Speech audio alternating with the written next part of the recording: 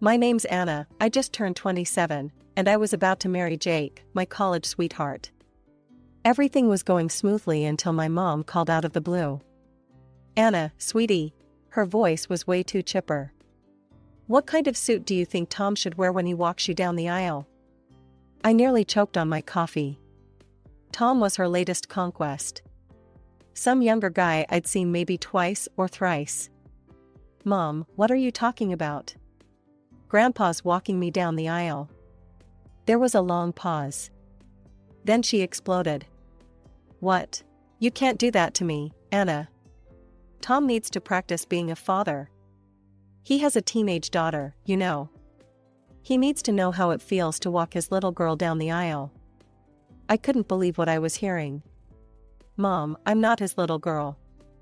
I'm not even related to him. Don't be so selfish, Anna. This is important for our relationship. That's when I lost it. I'm not gonna be your boyfriend's guinea pig. Let him practice at someone else's wedding. I hung up and ignored her calls after that. But as I sat there, fuming, memories started flooding back.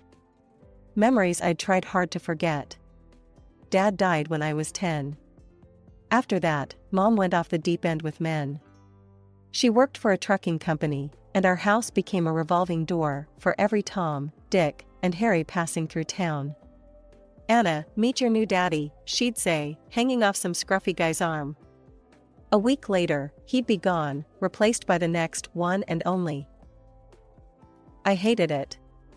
The parade of men, the constant drama, the instability. Mom was obsessed, throwing herself at these guys like her life depended on it. And each time they left, which they always did, she'd be a wreck until the next one came along. One time, I came home from school to find Mom sobbing on the couch. He was supposed to be the one, she wailed. We were gonna get married. Who, Mom? I asked, though I already knew the answer. Bill. You remember Bill, don't you? He said he loved me. I didn't have the heart to tell her I couldn't keep track of all the Bills and Toms and Joes that had passed through our lives. It's okay, Mom, I said, patting her back awkwardly. There'll be someone else. And there always was. Within a week, she was all smiles again, introducing me to yet another perfect man. As I sat there, remembering all this, my phone buzzed again. Mom, for the 10th time. I hit ignore and tossed the phone aside. Some things never change, I thought bitterly. Here I was, about to start my own family, and Mom was still trying to use me in her desperate attempts at love. As the years went by, I found myself spending more and more time at my grandparents' place. It was a refuge from the chaos at home, a place where I could just be a kid without worrying about which strange man would be sitting at our breakfast table the next morning. I stopped bothering to learn their names. What was the point? They never stuck around long enough for it to matter. But there was one day I'll never forget, no matter how much I want to. I was 14, trudging home from another crappy day at school.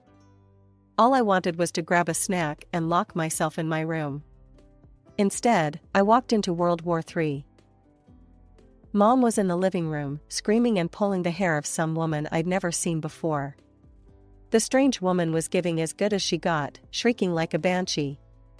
You husband-stealing whore, the woman yelled, taking a swing at Mom. Mom ducked and spat back, he told me he was single. Don't blame me for your failed marriage. And there, lounging in Dad's old armchair, was Mom's latest boyfriend. He was watching the whole thing with a shit-eating grin on his face, like this was the best entertainment he'd had in years. I stood there, frozen, my backpack slipping off my shoulder. The boyfriend noticed me first. He winked and put a finger to his lips, like we were sharing some kind of secret. I bolted to my room and slammed the door. Later that night, I heard Mom crying as the boyfriend left with the other woman. Apparently, she was his wife. Mom cried all night. I didn't sleep a wink. A few more months passed. I hit 15, and suddenly Mom's parade of losers took on a new, creepy dimension. I'd catch them leering at me when Mom wasn't looking. It made my skin crawl. Then came the day that changed everything. I was in my room, trying to drown out the sound of Mom giggling with her latest soulmate on the phone. There was a knock at the front door, then voices raised in argument. Curious, I crept out to the hallway. There stood Grandpa and Grandma, looking madder than I'd ever seen them. Grandpa's voice was like steel. "This has to stop, Linda. You're bringing strange men into the house with a teenage girl here. It's not safe, and it's not right." Mom's face turned red. "You just don't want me to be happy. You've always tried to control my life." "That's not true and you know it," Grandma cut in. "We want you to be happy, but not at Anna's expense. Have you even thought about what kind of example you're setting for her?" "I'm a great mother," Mom shrieked. "Anna loves me." That's when Grandpa noticed me in the hallway. His expression softened for a moment, then hardened again as he turned back to Mom. "Linda, you're my daughter and I love you. But I love Anna too, and right now, she needs protection, even if it's from you." I stood there, frozen in the hallway, as Grandpa's words hung in the air. Then he turned to me, his eyes soft but determined. "Anna, go pack your things. You're coming to live with us." I didn't hesitate. "Okay, Grandpa," I said, my voice barely above a whisper. I turned and practically ran to my room, my heart pounding. As I threw clothes into a duffel bag, I could hear Mom's weak protests from the living room. "You can't just take her. I'm her mother." Grandpa's voice was calm but firm. "Linda, think about it. It'll be easier for you to find a man without Anna around." There was a long pause, and then I heard Mom's voice, sounding almost relieved. "Well, I suppose you're right. Maybe it would be better for everyone." As we walked out the door, I glanced back at Mom. She was already on her phone, probably lining up her next date. She didn't even look up as I left. Living with my grandparents was like entering a whole new world. Suddenly, there was structure, stability, and genuine care in my daily life. Grandma always had breakfast ready in the morning, and we'd sit together, talking about my plans for the day. Grandpa would drive me to school, using the time to chat about my classes or just tell silly jokes to make me laugh. I still went to the same school, so that part of my life stayed constant. But everything else changed, for the better. I had a quiet place to do my homework, without worrying about what drama I'd walk into when I left my room. I started bringing friends over, something I'd never done at Mom's house. My grades improved, and I even joined the debate team. Grandma and Grandpa came to every debate competition, every school event. They were there, front and center, cheering me on. It was a kind of support I'd never experienced before. As for Mom, well, she faded into the background of my life. We talked on the phone sometimes, but the conversations were always short and superficial. Years passed this way. Before I knew it, I was putting on my cap and gown, ready to graduate high school. To my surprise, Mom showed up at the ceremony. She sat with my grandparents, looking uncomfortable and out of place. After I got my diploma, she gave me a quick hug. "I'm proud of you, sweetie," she said, but her eyes were already darting around the crowd. "Thanks, Mom," I replied, not knowing what else to say. "Listen, I've got to run. I have a date with this amazing guy I met last week. You understand, right?" And just like that, she was gone, leaving me standing there in my graduation gown, watching her hurry out of the auditorium. Thanks to my grandparents' generosity and support, I headed off to college with a spring in my step and hope in my heart. I decided to major in finance, joining the investment management program. That's where I met Jake. We started off as study buddies, cramming for exams and bitching about our hard-ass professors. Jake was easy to talk to, with a dry sense of humor that never failed to make me laugh. As the semesters flew by, our friendship deepened. It wasn't until our senior year that things changed. We were pulling an all-nighter for our portfolio management final when Jake looked at me, his eyes bleary from lack of sleep, and said, "You know, Anna, I think I'm in love with you." And just like that, we were a couple. It felt natural, like the logical next step in our relationship. By the time we graduated, we knew we wanted to spend our lives together. Now here we were, planning our wedding. It should have been the happiest time of my life, but Mom had to go and complicate things, as usual. I'd only met her latest boyfriend, Tom, a handful of times when I visited her. He was younger than her, probably in his late 30s, with a teenage daughter from his previous marriage. He seemed nice enough, I guess, but I couldn't for the life of me understand why Mom thought he should walk me down the aisle.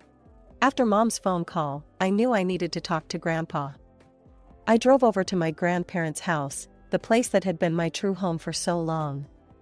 Grandma greeted me with a hug and a plate of cookies. "What's wrong, sweetie? You look upset." I sighed, sinking into the familiar comfort of their couch. "It's Mom. She's got some crazy idea about her boyfriend walking me down the aisle at my wedding." Grandma and Grandpa exchanged a look I couldn't quite read. "What do you want to do, Anna?" Grandpa asked gently. I looked at him, this man who had been more of a father to me than anyone since Dad died. "I want you to walk me down the aisle, Grandpa. You're the one who's been there for me. You're the one who saved me." Grandpa's eyes got misty. He cleared his throat gruffly. "Well, if that's what you want, I'd be honored. But if you decide you want your mother's friend to do it, I'd understand that too." I shook my head firmly. "No, I don't need to choose. I made my choice a long time ago. It's you, Grandpa. It's always been you."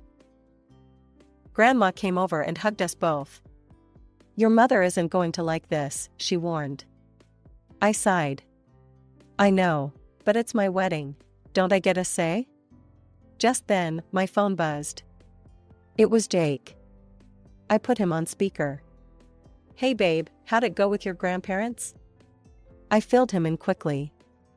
When I finished, there was a pause. "Jake, you still there?" "Yeah, I'm here," he said.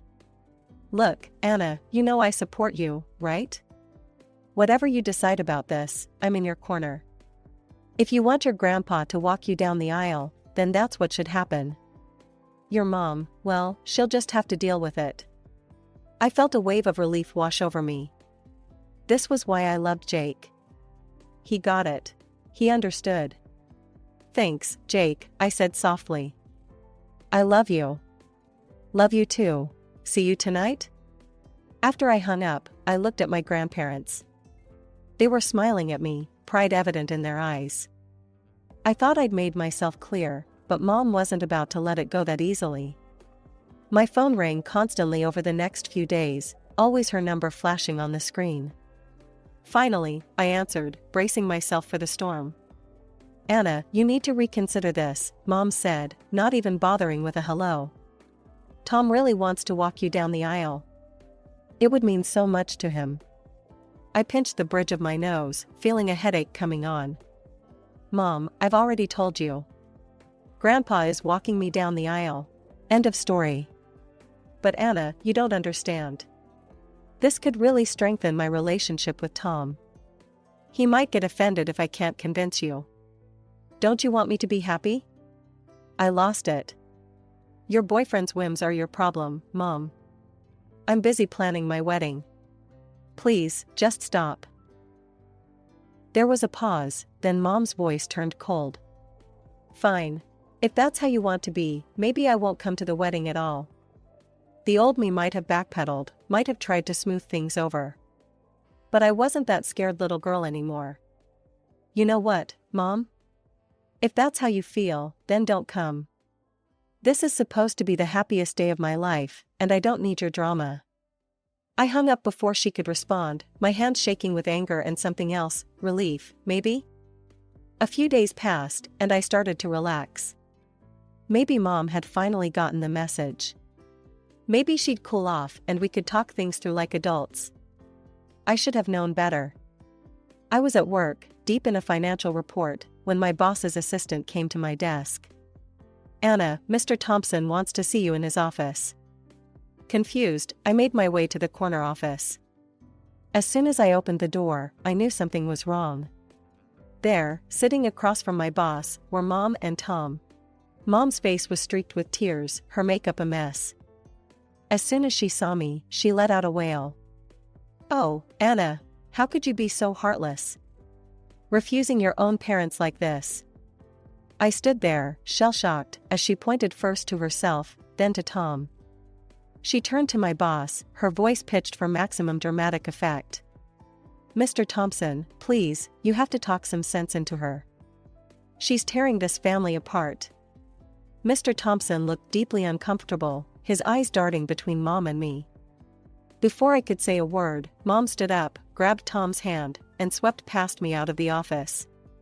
As she passed, she shot me a look of pure triumph. As the door closed behind Mom and Tom, leaving me alone with Mr. Thompson, I felt like I might throw up. My face burned with embarrassment as my boss leaned back in his chair, eyebrows raised. "So, Anna," he said slowly, "care to explain what that was all about? What's this about tearing apart the family?" Reluctantly, I gave him a quick rundown of the situation: Mom's demand that her boyfriend walk me down the aisle, my refusal, and the resulting drama. As I talked, I could see his expression changing from confusion to understanding to, was that sympathy? When I finished, he let out a long whistle. "Well, I'll be damned. You know, Anna, your mother reminds me a lot of my ex-wife." "Sir?" I said, not sure where this was going. He chuckled, but there was no humor in it. "Yeah, always making everything about her, no matter who got hurt in the process. That's why I divorced her, actually. Couldn't take the constant drama anymore." I felt a wave of relief wash over me. "So, you understand?" "Oh, I understand all right," he said, nodding. "And for what it's worth, I think you're handling this a hell of a lot better than I would have at your age." I almost sagged with relief. "Thank you, sir. I really am sorry about all this." His face grew serious. "That said, Anna, we can't have this kind of disturbance in the office. The company doesn't need that kind of drama, you know?" I left his office in a daze, relief warring with anger. How dare Mom show up at my workplace like that? She could have seriously damaged my career. My first stop was the security desk. I explained the situation to Frank, the head of security, who'd always been kind to me. "Don't you worry, Anna," he said, his weathered face creased with concern. "I'll make sure they don't get in again. You just focus on that wedding of yours." Back at my desk, I opened my email. My hands were shaking as I typed, but I forced myself to keep going. "Mom, I can't believe you showed up at my office today. You could have jeopardized my job with that stunt. I've tried to be understanding, but this is the last straw. I'm writing to inform you that you are no longer invited to my wedding. Your boyfriend is not invited either. Please do not try to contact me or show up at my workplace again. I need space from you and your drama. I hope someday you can understand why I'm doing this, but right now, I need to protect myself and my happiness. Anna." I hit send before I could second-guess myself, then sat back, feeling drained but oddly liberated. The next day, I called Grandma and Grandpa to let them know what had happened. There was a long silence after I finished speaking. "Oh, sweetie," Grandma said finally, her voice thick with emotion. "You did the right thing. It's not easy, but sometimes we have to set boundaries, even with family." Grandpa's voice was gruff when he spoke. "We're proud of you, Anna. And we'll be there on your big day, no matter what." Over the next few weeks, Jake and I threw ourselves into wedding planning. We decided on a relatively small affair, about 50 people, just our closest friends and family. Every time I looked at the guest list, I felt a pang at Mom's absence. But then I remembered her behavior, her selfishness, and I knew I'd made the right choice. Jake's parents were wonderfully supportive through it all. His mom helped me pick out my dress, and his dad offered to handle the music for the reception. They never once mentioned the drama with my mom, but their quiet support meant the world to me. The big day had finally arrived. I stood just outside the church doors, my heart pounding with a mix of excitement and nerves. Grandpa stood beside me, looking dapper in his tuxedo, his eyes misty with emotion. The wedding march began to play, and the door swung open. I could see Jake waiting for me at the altar, his face lighting up as he saw me. This was it. This was the moment I'd been dreaming of. We'd barely taken 2 steps when a commotion erupted behind us. I turned, my stomach dropping as I saw Mom and Tom pushing their way through the doors. "Stop!" Mom shrieked, her face red with anger. "This isn't right. Tom should be walking her down the aisle." I couldn't believe it. Even now, even here, she was trying to make this about her.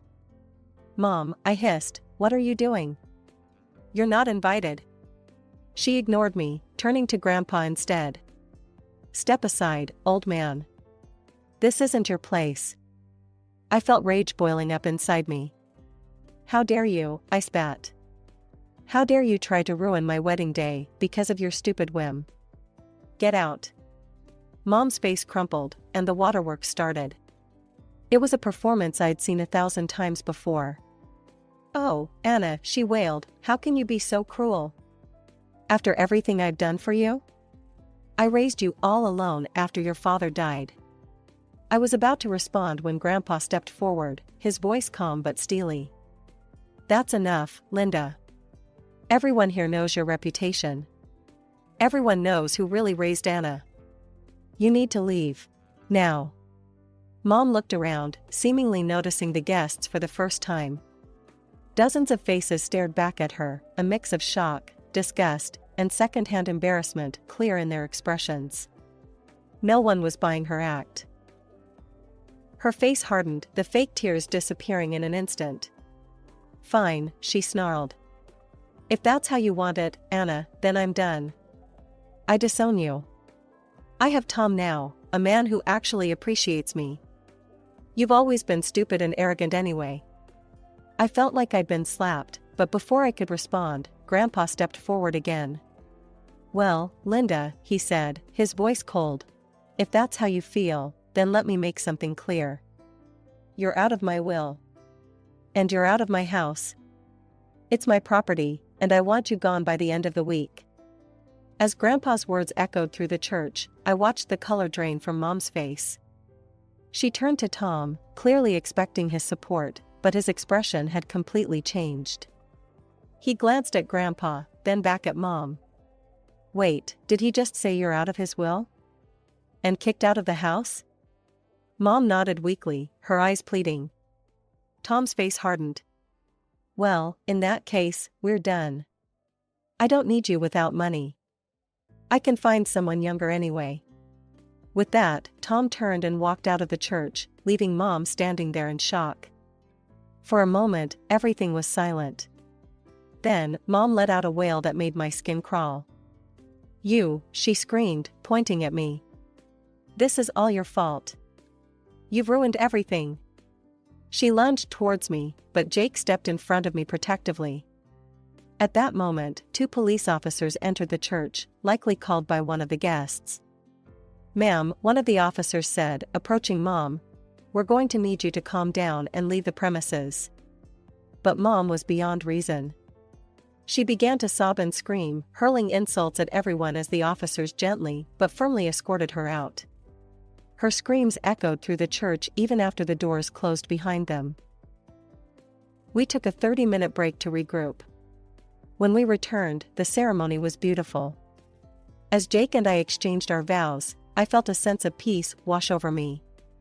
This was right. This was how it was meant to be. The reception that followed was filled with love and support. Throughout the evening, guests approached us to offer their congratulations and support. Jake's parents came up to us, both of them misty-eyed. "Anna, dear," his mother said, "we want you to know that you're part of our family now. We love you, and we'll always be here for you." Even my boss, Mr. Thompson, pulled me aside. "You've got grit, kid," he said, a hint of admiration in his voice. "Don't ever let anyone tell you different." As the weeks passed, Jake and I settled into our new life together. We found a cozy apartment to rent near our workplaces. It wasn't fancy, but it was ours, and we loved making it our home. Grandpa made good on his word and evicted Mom from his house. Jake and I decided to rent it out for some extra income. It felt good, turning something that had been a source of pain into something positive for our future. We didn't hear much from Mom after the wedding fiasco. According to neighborhood gossip, she was renting a small apartment across town and was back to her old habits, cycling through men in search of the one. Part of me felt sad for her, but a larger part felt relieved.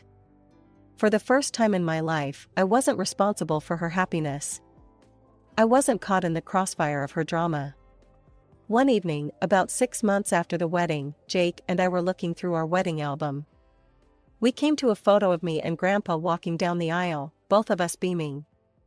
"You know," Jake said, squeezing my hand, "I'm really proud of you. The way you handled everything with your mom, you're amazing." I leaned into him, feeling a warmth spread through my chest. "I couldn't have done it without you. Without all of you, your family, my grandparents. You guys are my real family." As I sat there, surrounded by love and support, I realized something. The day of my wedding hadn't gone as planned. It had been messy and dramatic and painful. But it had also been a turning point. It was the day I finally broke free from the cycle of manipulation and guilt that had defined my relationship with Mom for so long.